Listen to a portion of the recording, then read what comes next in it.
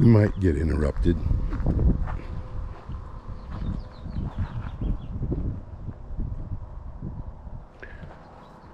I'm qualified for that.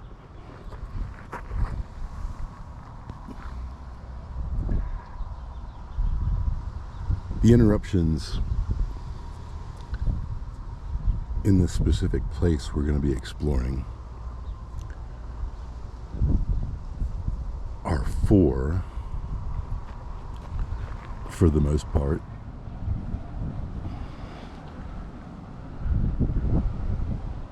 Not counting the weekly garbage truck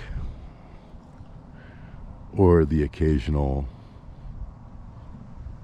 screaming match between tenant and landlord.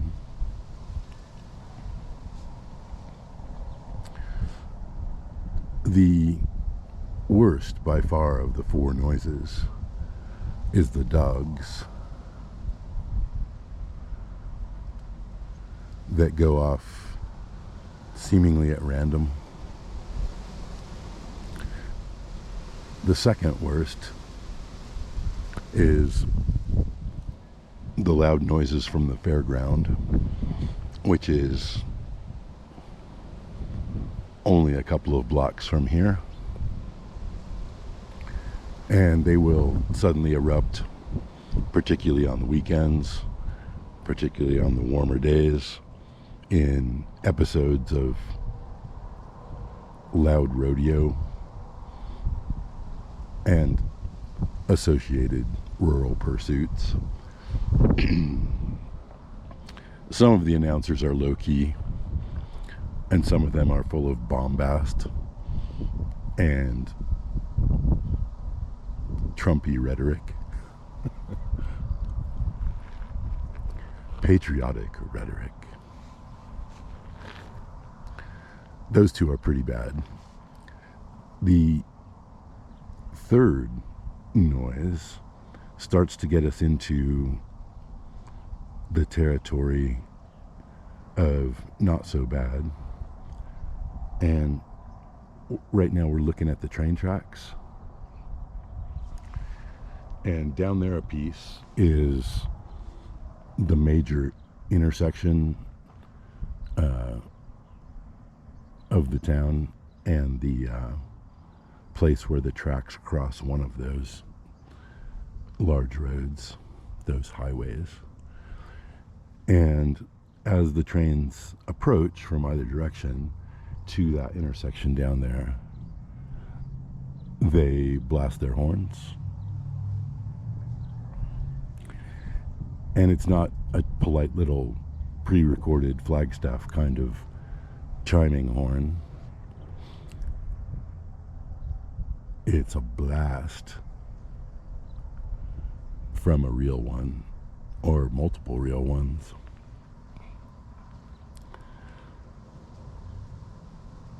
It was easy to get used to. The first couple of weeks I lived here, it was enough to wake me up a couple of blocks away. But after a while, it usually just seems like part of the sonic background furniture. The fourth noise is actually pretty pleasant. It goes off during certain hours of the day, every hour, but it's the bells of the Catholic Church across the way. So, theoretically, sitting in the little senior park, we could get interrupted by any of that. But I wanted to come to this place for a lot of different reasons. I've made videos in this area twice before.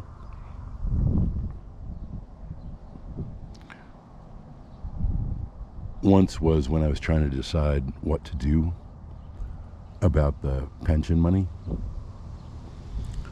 and I never posted that. The other time was yesterday, where I made an actual pretty good video in terms of introduction to what we're going to be about in the next few days or weeks. And I let myself get rushed, and I think I deleted it.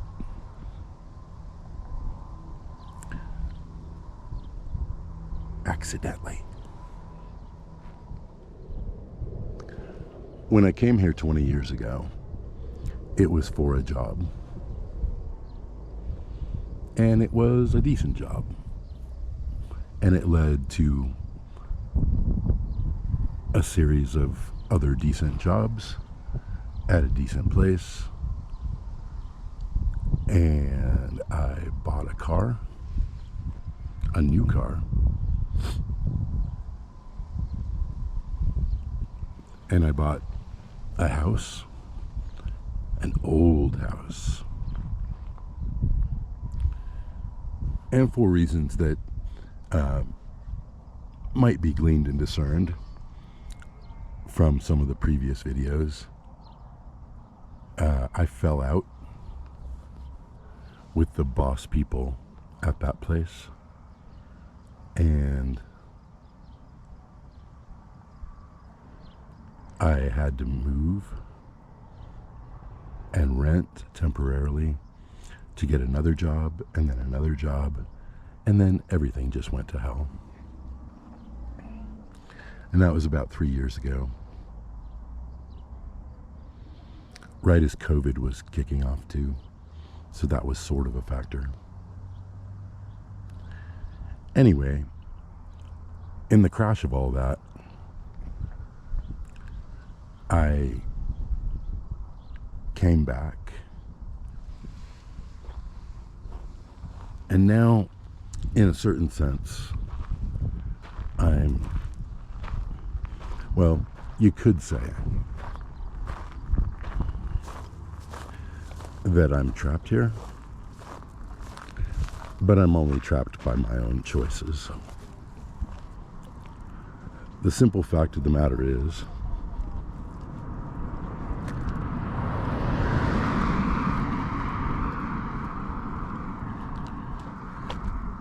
car noise. That the deal here that I have for living is just too good to give up.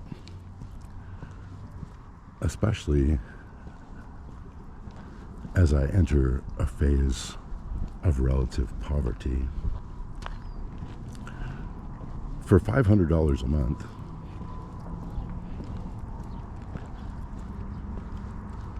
I get 1,400 square feet,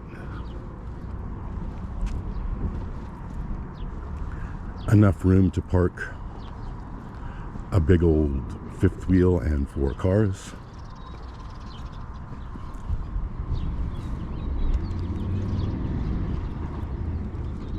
in that same $500, my taxes, property taxes, are paid, and so is the insurance on the place.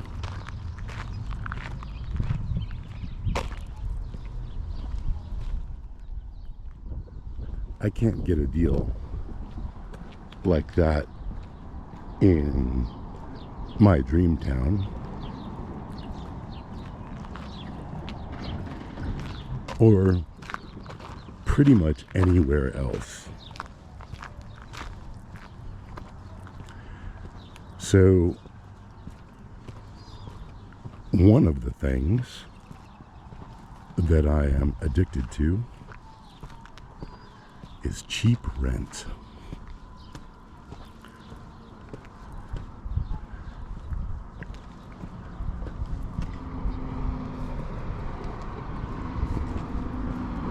And that addiction is sort of what's trapping me here.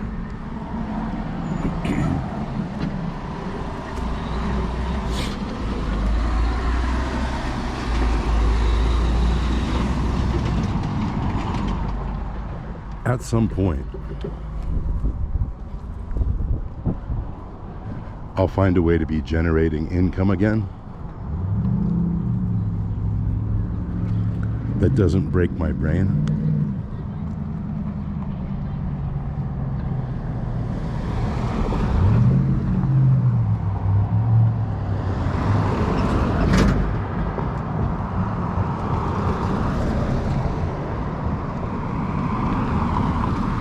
And once again, options will start to emerge. But for now, happily job-free, I'm addicted to cheap rent.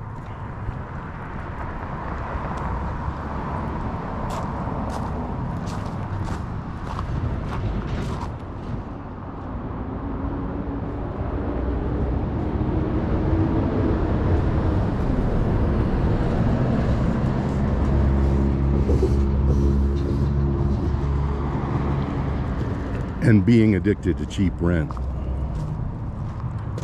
keeps me trapped here.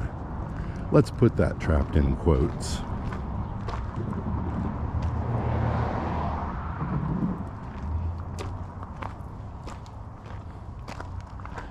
So by this point, I've accepted the trap, or the situation, or the consequences of my own choices.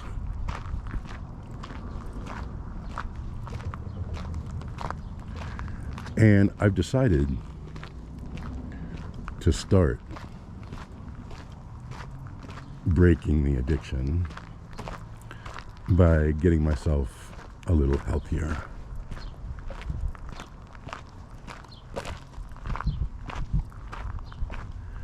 And for the last few mornings, I've gone on a walk like this, and I intend to keep doing that. And I also intend to keep filming it and talking and considering and laying down tracks. You can take that in the railroad sense or in the musical sense, whatever fits your bill.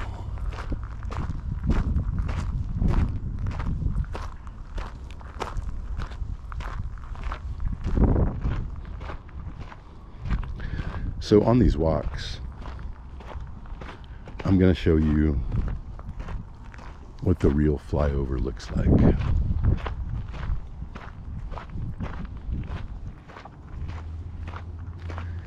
As long as I'm here anyway, I might as well document the reality.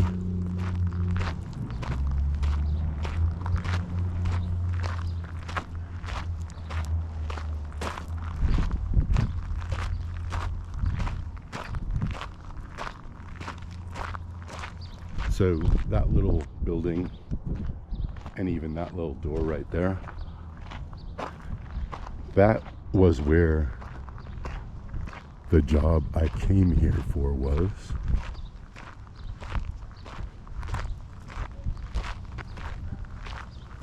I was a webmaster. And I used to come out behind this building and smoke and enjoy the sun or the shade, as the case may be. It seems like a very long time ago now. It's now some kind of crisis counseling center.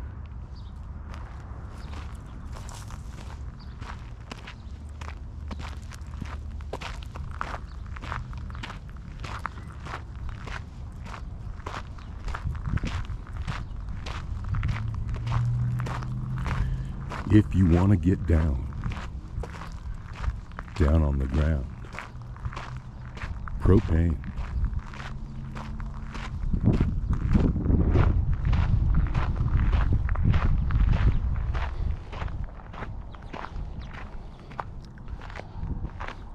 That little railway station back there, no longer in use. But the train don't come by here no more. It comes by. It doesn't stop. But once upon a time, I don't know what, 140 years ago, 150 years ago, the train did stop to pick up a passenger.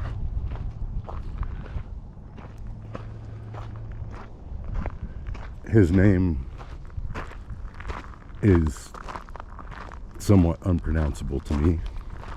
It goes something like Goyafale in Apache. But the thick tongue, pale types like me called him Geronimo. Geronimo got on these tracks eastbound, the opposite of the direction that we're walking today. And they shipped him back there to some kind of concentration camp where he spent the rest of his days far away from the mountains that he loved.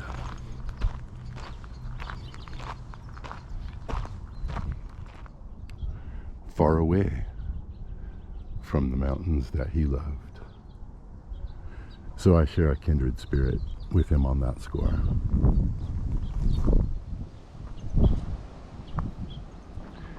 Nowadays, the little town that shipped him east,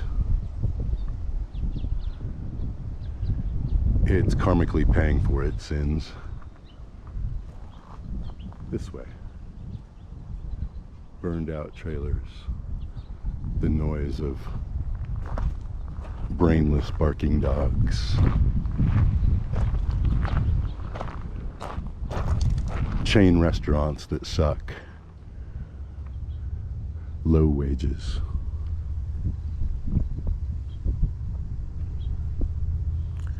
The wind be kicking up, so I'm going to click this off for a sec and walk.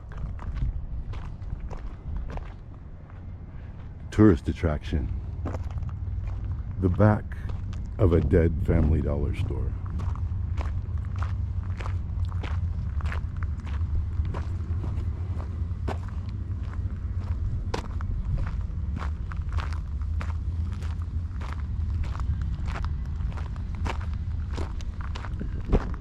This street that we're walking,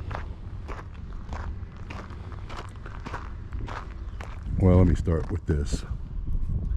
The other side of the tracks, where those buildings are, that street's called Bucket of Blood.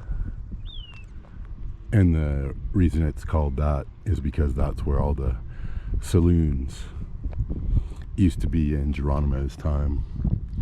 And I guess they were rowdy places. This side of the tracks, this along the railroad street, is called Joy Nevin. I'm not sure who Joy Nevin was, but I get the impression that she was some kind of local altruist, doing good by the Mexicans and the Indians and the other poors. I think she might have had something to do with setting up that old trackside house into the senior center, which now has a senior park associated with it.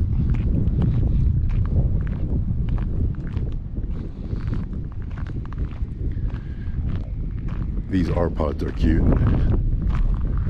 I don't think they're my style though.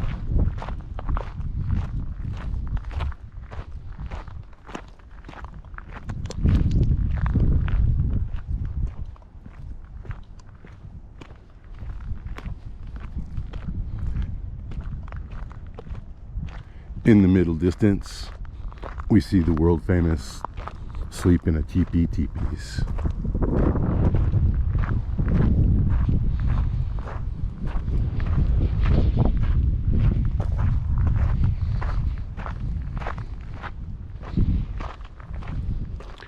Anyway, the point is, I'm going to document my walks, some of them, and some of the things that I witness along the way.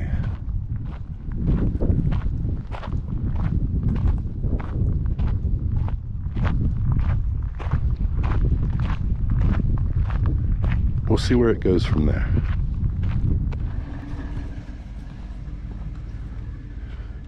The reality of non-voluntary van life.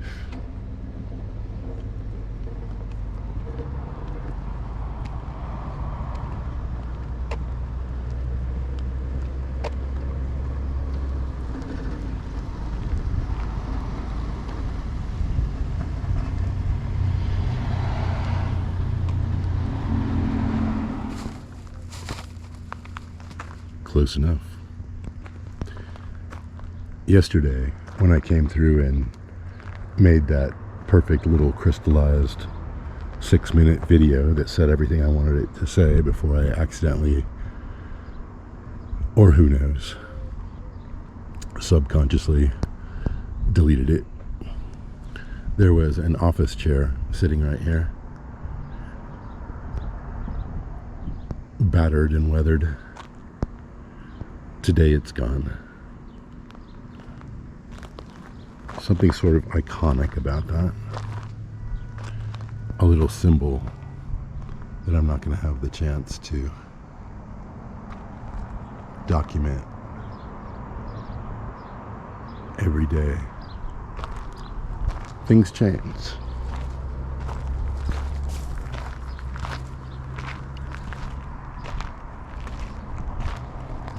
But the rest of the shot, I'm doing as I did yesterday.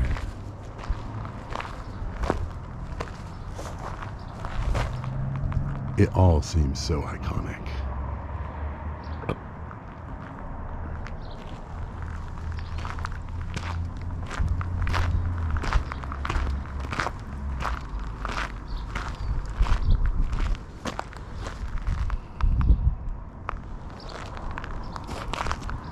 The shut down motels.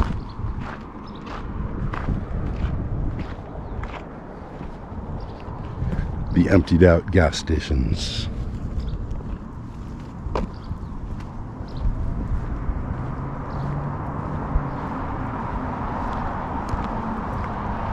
The holes in the pavement. And the grass pushing up through anyway.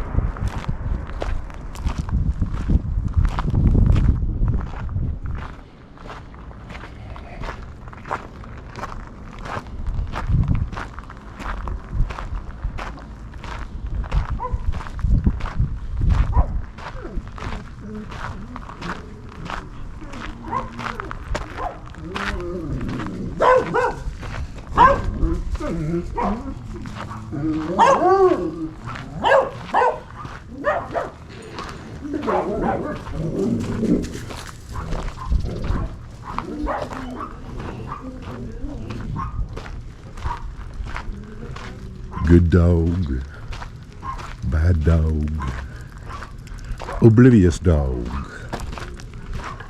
neighbor dog.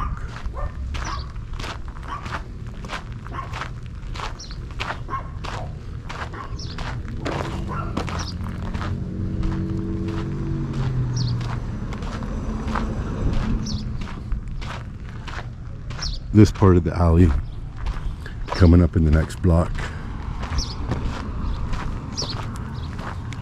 under that tree and all, this is where the derelict cases hang out.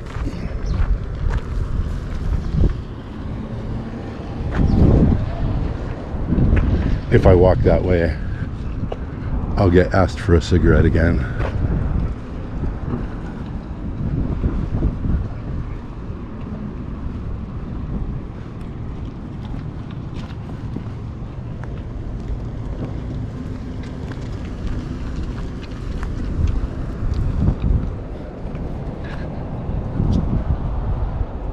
They never got the memo from Nancy Reagan,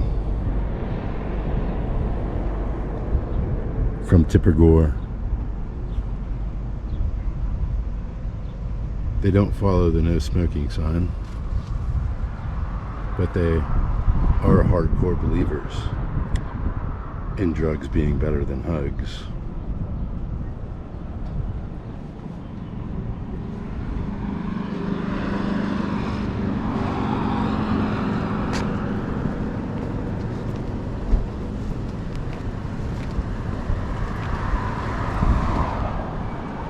That's the front of the dead Family Dollar.